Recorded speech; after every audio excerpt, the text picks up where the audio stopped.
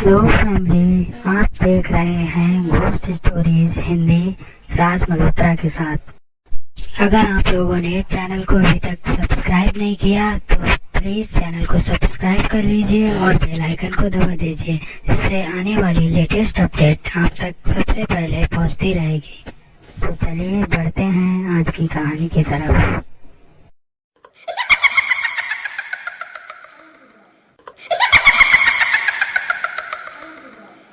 ये कहानी है अनुज नाम के एक 12 साल के बच्चे की, जो कि अपने माता पिता के साथ उत्तराखंड के एक गांव में अपने नाना नानी से मिलने जाता है। लेकिन कुछ अर्जेंट काम के चलते उसके माता पिता को वहां से शहर लौटना था।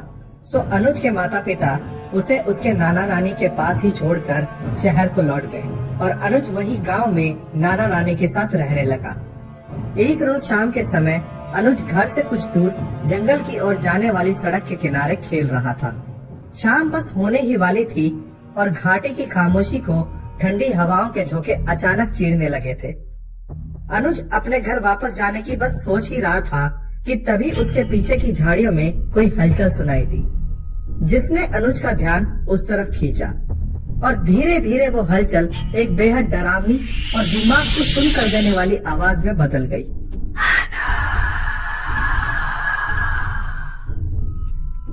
फिर अनुज को झाड़ियों की ओर से सफेद लिबास में उसकी ओर बढ़ती हुई एक औरत दिखाई देती है, जिसकी कोई शक्ल नहीं थी।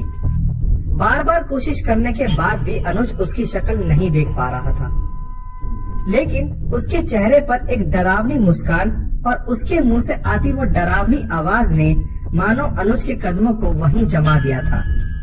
वो डर के मारे कांप रहा था, लेकिन वहां से हिल पाने की हिम्मत उसमें बिल्कुल नहीं थी। फिर वो डरावनी औरत वापस मुड़ी और धीरे धीरे वापस अंधेरे और झाड़ियों की ओट में कहीं गायब सी हो गई। अनुज थर थर कांपता सा वहीं खड़ा सब देखता रहा और जैसे ही उसने थोड़ा होश संभाला, वह तेजी से वापस घर की ओर भागा। बहुत देर तक अनुज को अपनी आंखों पर और इस घटना पर विश्वास नहीं हुआ, लेकिन डर के मारे उसकी हालत खराब थी। रास्ते में चलते चलते अनुज इसी सोच में डूबा हुआ था कि जो उसके साथ अभी हुआ या जो अभी उसने देखा उसे कैसे शब्दों में बयां करे।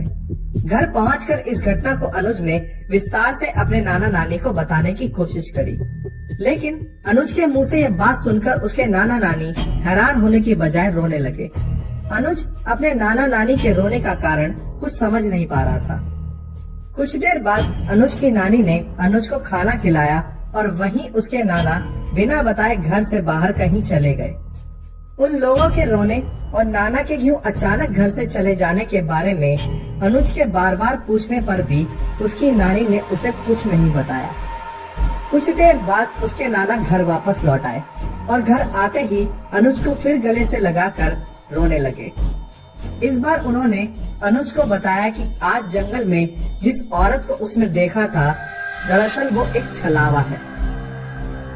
छलावा यानी वो प्रेत आत्मा जो छल से अपना रूप बदलकर शिकार करती है। उसने गांव के कई लोगों को अभी तक अपना शिकार बनाया है और इस बार उसने तुमको अपने शिकार के रूप में चुना है। वो आत्मा जिसे भी अपना शिकार बनाती है, उसे पहले वो ठीक इसी तरह दिखाई देती है और कुछ दिन बाद या तो वो इंसान गायब हो जाता है या फिर उसकी मौत हो जाती है।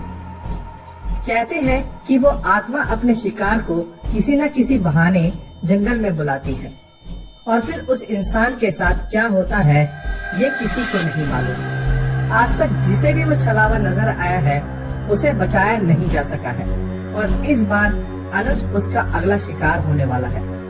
इतना कहकर अनुज के नाना फिर से फूट फूट कर रोने लगे।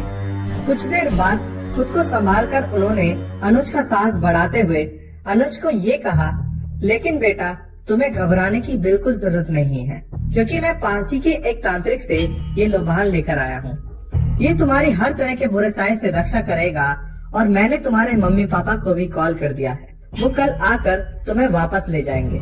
इतना कहकर अनुज के नाना ने उसके कमरे के एक कोने में उस लोबान को जला दिया और अनुज को कहा कि अब कमरा बंद होने के बाद चाहे कुछ भी हो जाए, तुम अपने कमरे का दरवाजा बिल्कुल भी मत खोलना। ये कहकर नाना ने दरवाजे को बंद कर दिया। अनुज अकेला उस अंधेरे कमरे में एक कोने में बैठा रोता रहा। उसे कुछ समझ नहीं आ रहा था कि आखिर उसके साथ क्या हो रहा है। एक तरफ वो नाना नानी के रिएक्शन को देखकर घबराया हुआ था और दूसरी ओर उसके दिमाग से वो नजारा निकलने का नाम ही नहीं ले रहा था। उसके कानों में अब भी वो डरावनी आवाजें कौंध रही थी। अनुज एक कमरे में बैठा अकेला रो रहा था और सुबह होने का इंतजार कर रहा था। लगभग 2 घंटे बाद अनुज को दरवाजा खटखटाने की आवाज सुनाई दी। दरवाजे के पीछे उसे एक आवाज आई, अनुज, बेटा अनुज, अब तुम बाहर आ सकते हो। खतरा अब टल चुका है, तुम बाहर आ जाओ बेटा। अनुज आवाज को ध्यान से सुनने के लिए दरवाजे के पास जाता है, लेकिन फिर उसे नाना जी की बात याद आती है। नाना ने कहा था कि चाहे कुछ भी हो जाए, ये दरवाजा बिल्कुल भी मत खोलना। तभी अनुज को कमरे में एक गंदी बू का एहसास होता है और अनुज जब पीछे मुड़कर देखता है तो वो बदबू उस लोभान से आ रही थी जिसमें से अभी तक खुशबू आ रही थी। ये देखकर अनुज बेहद घबरा जाता है और तभी एक बार फिर से उसे दरवाजे के पीछे से वही डरावनी आवाज सुनाई देती है, जिसे सुनते ही अनुज के रोंगटे खड़े हो जाते हैं।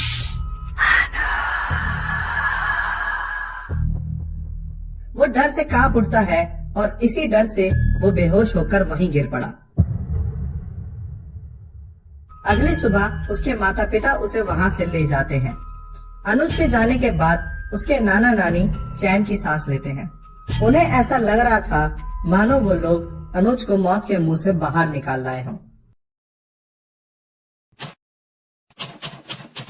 अनुज के साथ घटित उस घटना को अब लगभग 1 साल बीत चुका था।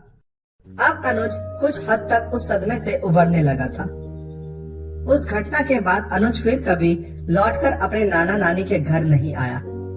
हालांकि अनुज का अपने नाना नानी के साथ काफी जुड़ाव था, लेकिन उसके परिवार को अब भी ये लगता था कि अनुज के ऊपर से वो खतरा अभी टला नहीं है।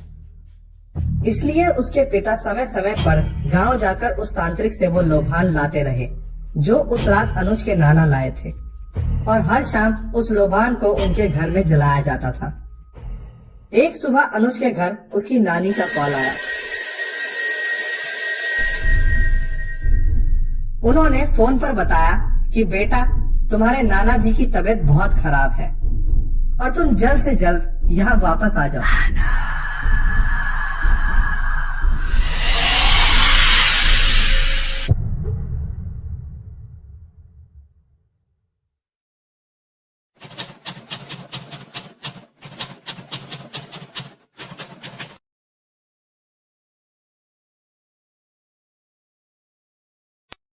तो दोस्तों, आपको आज की कहानियाँ कैसी लगी प्लीज़ कमेंट करके बताइए, और नई नई अपडेट देखने के लिए प्लीज़ चैनल को लाइक, शेयर और सब्सक्राइब कीजिए। चैनल से जुड़े रहने के लिए और वीडियोस को देखने के लिए आप सभी लोगों का बहुत बहुत धन्यवाद।